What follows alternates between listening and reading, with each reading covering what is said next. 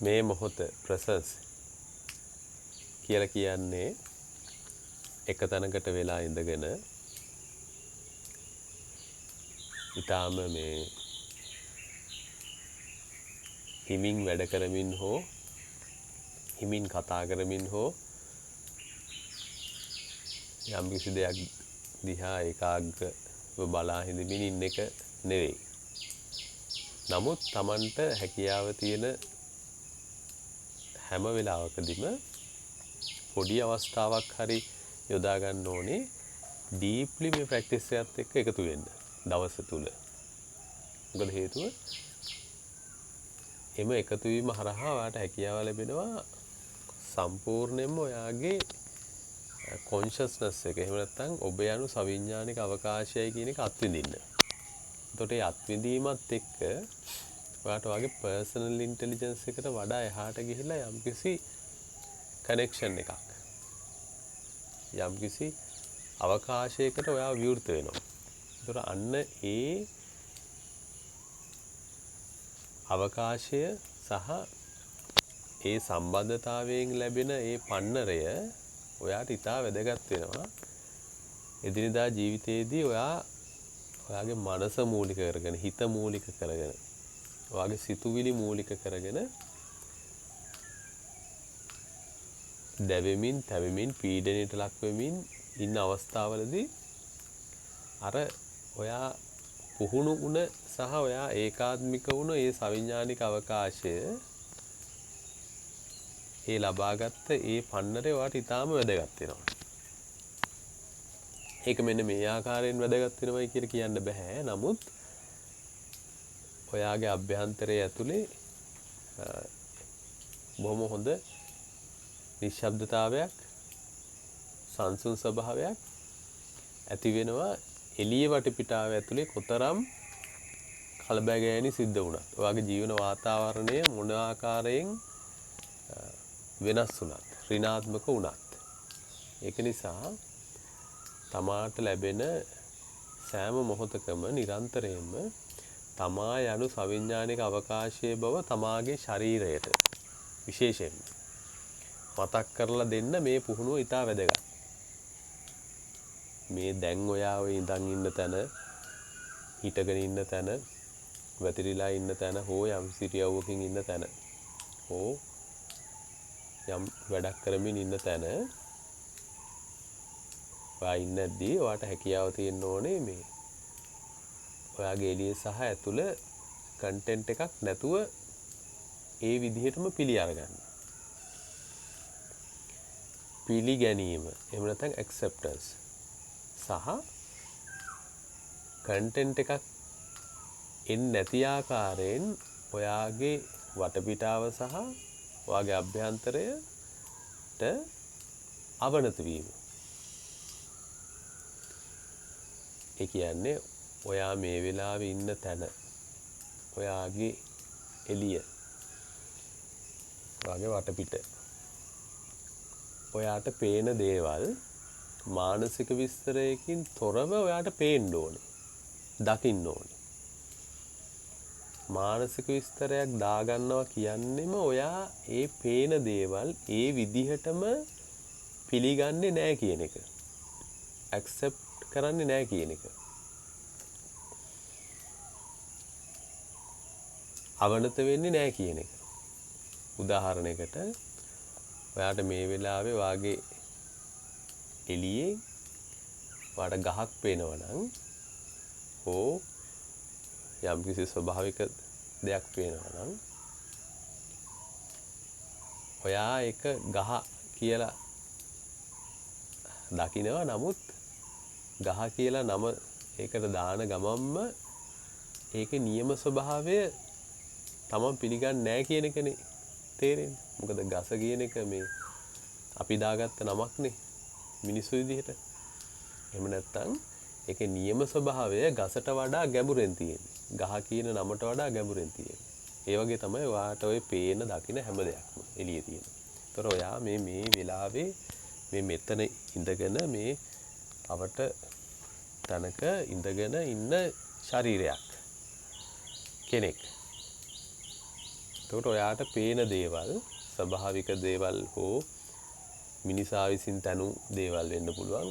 ඔය ඕනම දෙයක් දිහා ඔයාට බලන්න පුළුවන්, දකින්න පුළුවන්. හැබැයි ඒක ඒ විදිහටම පිළිගන්න. ඒ තියෙන විදිහටම පිළිගැනීම. එහෙම නැතුව ඒකට කන්ටෙන්ට් එකක් නමක් හෝ ඒක පිළිබඳ තියෙන ඉතිහාස විස්තරයක් හෝ කතන්දරයක් දා ගැනීම නොවේ. ඕක හොඳට තේරෙන තව විදිහක් තමයි දැන් මේ වෙලාවේ ඔයා ඉන්න අවස්ථාව, ඔයාගේ සිටුේෂන් එක ඒ විදිහටම ඒ සිටුේෂන් එකට අවනත වීම. සරෙන්ඩර්. අවනත වීම කියලා කියන්නේ යම්සි ඍණාත්මක ජීවන වාතාවරණයක් තියෙනවා නම් ඒකට අවශ්‍ය කරන ධනාත්මක ප්‍රතිඵල විදිහට ඒක වෙනස් කරගන්න අවශ්‍ය දේවල් නොකර ඉන්න එක නෙමෙයි. නමුත් කරන්න ඕනේ අවනත වෙලා කියන එකයි මේකේ අදහස. මේ වෙලාවේ ඔයාගේ එළියේ අපි තේරුම් ගැනීම පහසු වෙනුවෙන් එළිය කියලා කියමු. නමුත් ඇත්තටම කතා මානසික කතන්දරේ ගොඩනගාගෙන තියෙන ඇතුලේ. නමුත් අපි තේරුම් ගැනීම පහසු වෙනුවෙන් එළිය කියලා කිව්වොත් එළිය ඔයාගේ ලයිෆ් සිටුේෂන් එකේ යම්කිසි වෙනසක් තියෙනවා. සමහර විකල්ප නැති වෙනසක් වෙන්නත් පුළුවන්. පිළිතුරු නැහැ. ප්‍රශ්නයක්, ගැටලුවක්, පීඩනයක් වෙන්න පුළුවන්. එතකොට මේ සිටුේෂන් එකට ඔයාගේ ශරීරයේ තියෙන චිත්ත වේගාත්මක සිරුර රෙස්පොන්ස් කරනවා. ප්‍රතිචාර දක්වනවා. තරහ, ආවේගය, කලකිරීම, දැඩි පසුතැවීම. එහෙම නැත්නම් චෝදනා කිරීම, තම අසාධාරණට ලක් වූ අයෙක්ගේ සිටීම වෙන්න පුළුවන්. ඔය එක එක විදිහට. එක එක ආකාරයෙන් සිටුේෂන් එක නිර්මාණය වෙලා තියෙන්න පුළුවන්. ඒතොර තේරුම් ගැනීම පහසු වෙනින් හිතමු මේ එළියේ යම්කිසි වෙනසක් තියෙනවා. සම්බන්ධතා පැත්තෙන්, සෞඛ්‍ය පැත්තෙන්, ආර්ථික, වෘත්තීමය ඔය ඕනම ආකාරයකින්. එතකොට ඒ තත්වයට පළමුව කළ යුත්තේ ඒ තත්වය වෙනස් කරන්න යන්න නැතුව ඉන්න එක. ඒ කියන්නේ වෙනස් කරන්න ගිය ගමන් අර කලින් කිව්ව පිළිගැනීම සහ අවනත වීම නැතුව යනවානේ. ඒ කියන්නේ අර්ථකථන දෙනවා. දැන් මේක මේ විදිහට වෙලා තියෙන නිසා ඊළඟට මේ මෙහෙව වෙනවා. මෙයාට මේ මෙහෙව වෙනවා. මට මේ මෙහෙව වෙනවා. මේක මෙහෙම ගියොත් මේ ආකාරයේ කලබගෑනියක් තමයි වෙන්නේ. මේ ආකාරයේ ඍණාත්මක ප්‍රතිඵල තමයි එන්නේ. ඒ කියන්නේ ඉන්ටර්ප්‍රිටේෂන්ස් අර්ථකථන දෙනවා මනස ඇතුලේ. චිත්ත වේග වලින් ඔයා මේ ඉන්න තැන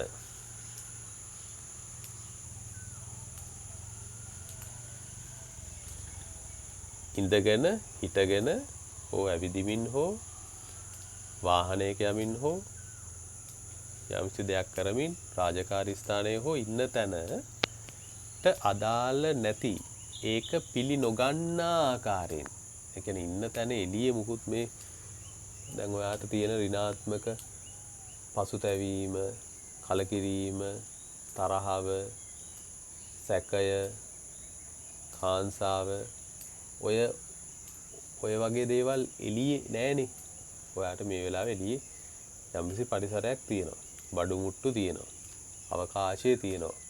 වැඩිපුරම හිස් අවකාශය. බඩු මුට්ටු වලට අමතරව තමන්ට පේන දේවල් වලට අමතරව කොතරම් කාර්යබහුල වුණත් එතන ඔයාගේ තියෙන චිත්ත වේග වලට අදාළ පරිසරයක් නැහැ. එක්කෝ ඒ චිත්ත වේග වලට අදාළ වෙන්නේ අතීතයේ යම් සිද්ධියක් හෝ අනාගතයේ වෙන්න තියෙන බියක් හෝ මොකක් හරි දෙයක් සිද්ධියක් වෙන්න පුළුවන්. එතකොට මේ වෙලාව ඒ කියන්නේ ඔයා මේ වෙලාව චිත්ත වේග වලින් කරන්න වාගේ පේන් බොඩි එකෙන් කරන්නේ මේ වෙලාවේ මේ මොහොත ඒ විදිහටම පිළිගන්නේ නැති එකනේ. ඒ විදිහටම අවනත වෙන්නේ නැති එක. ඒකට වෙන අර්ථකථන ගේනවා. එහෙමනම් අපි දක්ෂ විය යුතුයි මේ මොහොත ඒ විදිහටම පිළිගන්න. පිළිගන්න හොඳම දේ තමයි අවනත වීම. මුලින්ම මේ මොහොතේ මේ මට පේන තැන එහෙම මුකුත් නැහැනේ. එතකොට මගේ චිත්ත වේග මේ වෙලාවට අදාළ නැහැ ඇත්තටම. මගේ ඍණාත්මක ස්වභාවය මේ මොහොතට අදාළ නැහැ. ඒකෙන් වෙන්නේ මම මේ මොහොත නොපිළිගැනීම. මේ මොහොතට අවනත නොවීම. ඒසම මුලින්ම කරන්න ඕනේ හරි. මම මේ මොහොතට අවනත වෙනවා. ඒතර ඔන්න අවනත තුන ගමන් ඔයාට අවනත කරගන්න වෙනවා තව දෙයක්. මොකද්ද? ඔයාගේ ඒ ඇති වෙලා තියෙන తত্ত্বය ඒ එළිය ඇති වෙලා තියෙන මතු පිට ජීවිතයේ ඇති වෙලා තියෙන ඒ අවුල් සහගත ස්වභාවය නිසා ඇති වුණ ඒ මානසික කතාන්දරේ මම මේ කියන්නේ ඒක බොරුවක් හෝ එහෙම දෙයක් නෙවෙයි. නමුත් අපි මතක තබා ගත යුතු දේ තමයි අපේ හිත කියලා කියන්නේ හැම වෙලෙම එයා හැම වෙලෙම අතිරේක එක්ස්ට්‍රා මයිල් එකක් යනවා එහාට.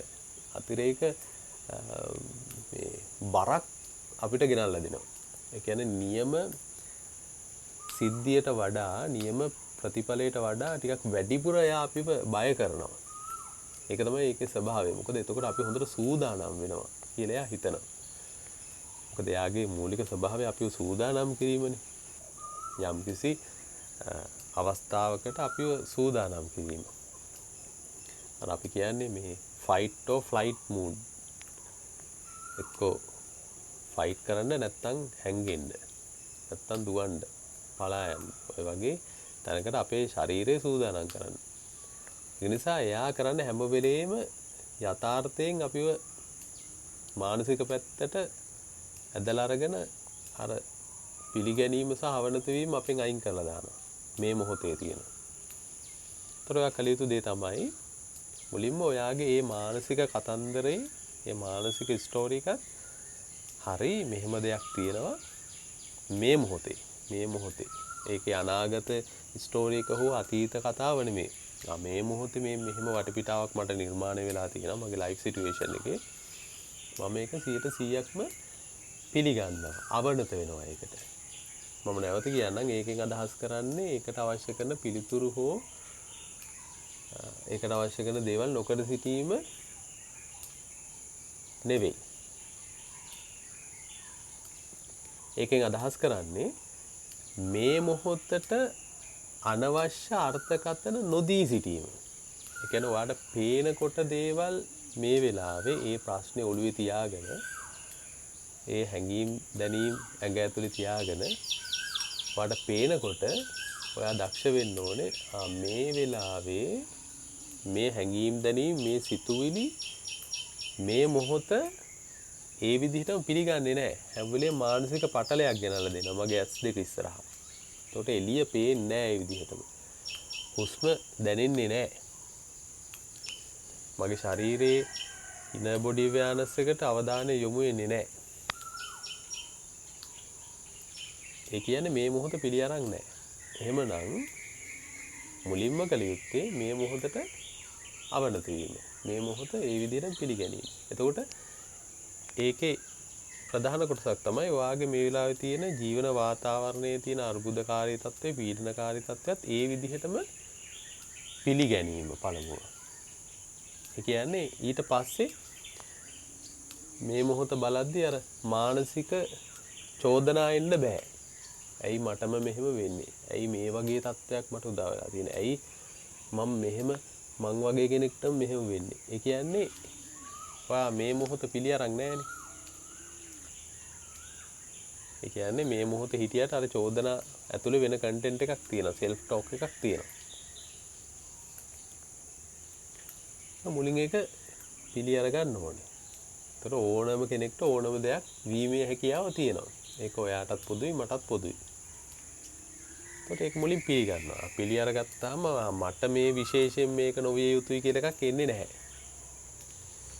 සහ තවදුරටත් මේ වෙලාවේ මේ මොහොතේ එළිය හොඳට පේනවා. මානසික විස්තරයකින් තොරව. මොනෝකත් ඊටාම වැදගත්. මොකද එළිය හොඳට පෙවුන ගම මානසික පටලයකින් තොරව ඒ කියන්නේ ඔයා මේ මොහොතට විශේෂ අර්ථකථන දෙන කෙනෙක් නෙවෙයි. ඒතකොට ඔයාට මේ අරුබුද ප්‍රශ්න පීඩන මැද්දේ වුණත් එළියයි ඇතුළයි අවකාශය කන්ටෙන්ට් එකක් නැහැ. ඉතින් තැනට ගේන්න පුළුවන්. අන්න නියම ඇක්සෙප්ටන්ස්. නියම සරෙන්ඩර්. නියම අවනත වීම. නියම පිළිගැනීම. හුස්මට අවධානය නිකම්ම යොමු වෙනවා. එළිය හොඳට පේනවා. වැඩ කරමින් ඉන්නවා. යම්සි තැනකට යමින් ඉන්නවා. පඩිපෙළක් බහිමින් ඉන්නවා. නගිමින් ඉන්නවා. කෙනෙක් එක්ක කතා කරමින් ඉන්නවා. මේ අතරතුරත් අවට වටපිටාව පේනවා. මේ වෙලාවේ මම මෙතන ඉන්න කෙනෙක්. එච්චරයි. අර්ථකථන එනකොට ඔළුවට අර්ථකථන දිහා බලාගෙන ඉන්නවා. සිතුවිලි දිහා බලාගෙන ඉන්නවා. ඒකට රෙස්පොන්ස් එකක් දෙන්න යන්නේ නැහැ. ඒක මත තව එකක් නිපදවන්න යන්නේ නැහැ. සිතුවිලි අතර තියෙනවා යම්කිසි සිතුවිලි දෙකක් අතර අනිවාර්යයෙන්ම ස්පේෂියස්නස් එකක් තියෙනවා. අන්න ඒකට ඉඩ දෙනවා.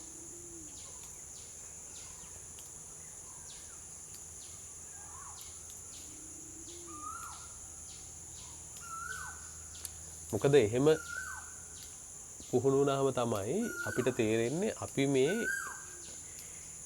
හිතන්නේ අපි හිතුවේ කලින් නියම මගේ කැපැසිටි එකෙන් නෙමෙයි. නියම මගේ නිර්මාණශීලීත්වයෙන් නෙමෙයි. මගේ ප්‍රෝග්‍රෑම් එකේ මගේ පරණ වැඩසටහනේ මගේ එකක් පිටිපස්සේ දන්වැලක් වගේ එන සිතුවිලි දාමෙන් පමණයි. එහෙම හිතලා අපිට බෑ මේ දිනදා ජීවිතයේ වැඩ කටයුතු වලදී නිර්මාණශීලී පැතිකඩක් විවර කරගන්න. විසඳුම් එන පැතිකඩක් විවර කරගන්න. මොකද පීඩනයේ තියනවා කියන්නෙම තමා තුළ ස්ට්‍රෙස් එක තියනවා කියන්නෙම මේ මොහොත ඔයා තුළ නැහැ. ඒකට හේතුව ඔයා මේ මොහොත වෙන් කරගෙන තියෙනවා නොපිළිගැනීම නිසා. ඒ කියන්නේ මේ මොහොත ඒ විදිහටම පිළි අරන් නැහැ. ඒකයි මේ මොහොත වට පේන්නේ නැත්තේ හරියට. ඔළුවේ කන්ටෙන්ට් එකක් තියෙන්නේ. අර්ථ ගැන්වීම් තියෙනවා. ඇඟ ඇතුලේ චිත්ත වේග වලින් මෙහෙය වෙන්නේ. ඒ කියන්නේ තමන්ගේ චින්තනය මෙහෙවා ගන්නේ චිත්ත වේග පදනම් කරගෙන. ඒ කියන්නේ මේ මොහොත එළියයි ඇතුළයි කියන්නේ දෙකක්. පිළි අරගෙන නැහැ. අවනත වෙලා නැහැ.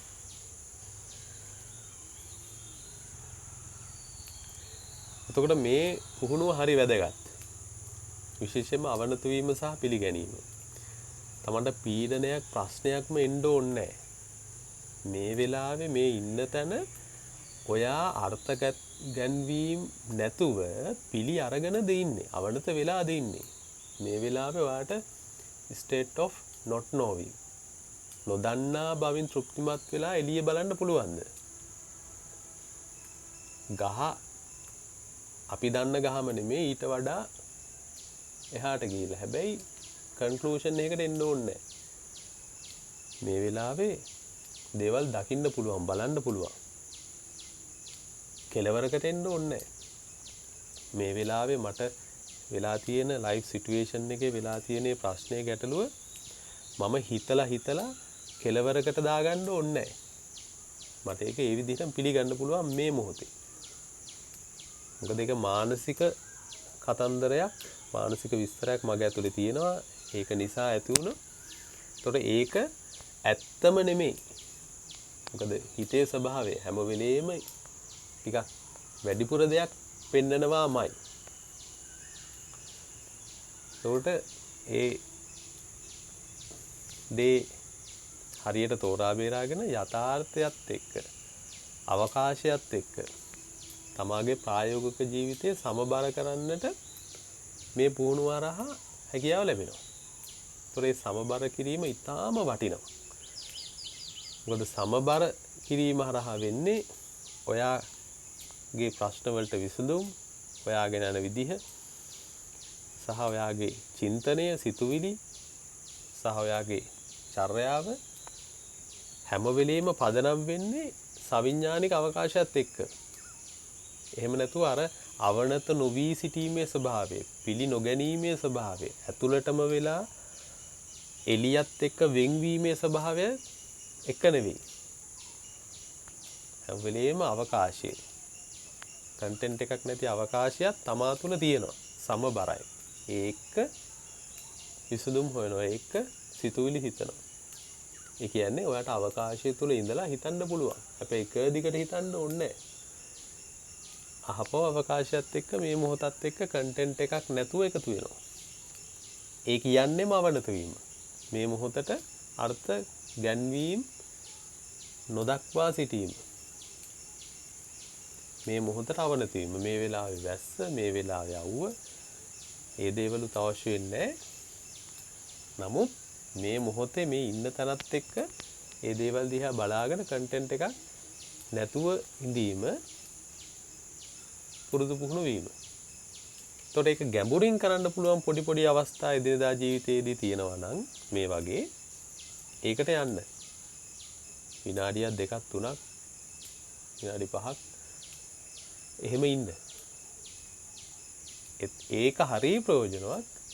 ඔයාට වැඩිපුර ඔයා සිතුවිලි ලෝකෙත් එක්ක වැඩිපුර ඔයාගේ වැඩ රාජකාරී ඔයාගේ මනසත් එක්ක වැඩ කරන්න වෙන අවස්ථාවලදී අර පුහුණුවෙන් ලැබෙන මේ පන්නරය ඒ નિરાයාස අවබෝධය ඉතා වැදගත් වෙනවා. ඒක තමාගේ ශරීරයේ ඉගෙනගෙන තියෙනවා කලින්. මේ මොහොත තුල පැවතීම. එතකොට එයා ඔයාව දේවල් වලට හදිස්සි කරන්නේ නැහැ. අනිච්චානුගව ඔයාගේ ප්‍රතිචාරය දක්වන්න ඉඩ දෙන්නේ නැහැ. ඔයාගේ තරහව අනිච්චානුගව එන්න දෙන්න ඉඩ දෙන්නේ නැහැ. ඔයාගේ කලකිරීම අනිච්චානුගව එන්න දෙන්න ඉඩ දෙන්නේ නැහැ. ඔයාගේ පසුතැවීමට නිකන් එකපාරට එළියට එන්න ඔහේ පවතින්න ඉඩ දෙන්නේ නැහැ. මොකද ශරීරය ඉගෙනගෙන තියෙනවා මේ ගැඹුරු පුහුණුව. එහෙනම් පිළිගැනීම අවනත වීම කියලා කියන්නේ මේ මොහොතම තමයි. ඔබට ජය.